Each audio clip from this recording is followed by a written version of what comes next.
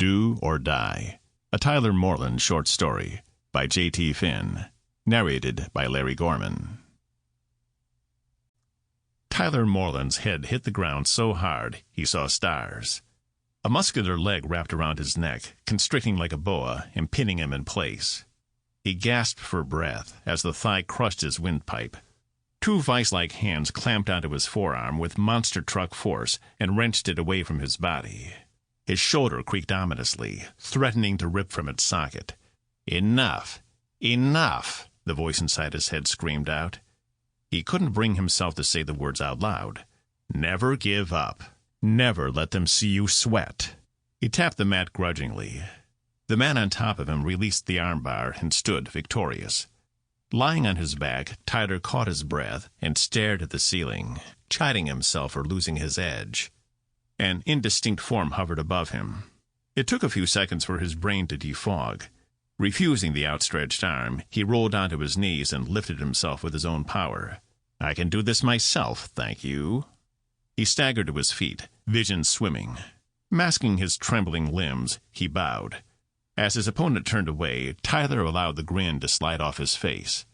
He tried to shrug off the defeat and not allow it to worsen an already bad day. His loss of focus in the ring was out of character, perhaps explaining why his sparring partner gazed at him askew, as if he'd suffered brain damage.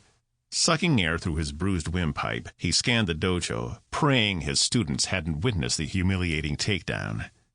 To them, he was Sensei Tyler, tough as nails and firmly in control. They couldn't suspect what he'd worked hard to hide. He was drowning.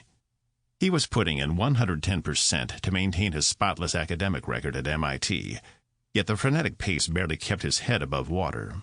The slightest slip-up would submerge him, destroying the future he'd scraped for years to achieve. Martial arts normally put Tyler in the zone. For a fleeting 2 hours, his troubles melted away. Fighting tiger karate was his one refuge from the gladiatorial arena of MIT's engineering program. Techies, as the students called each other, liked to pretend that they were unaffected by the workload sadistic professors inflicted on them.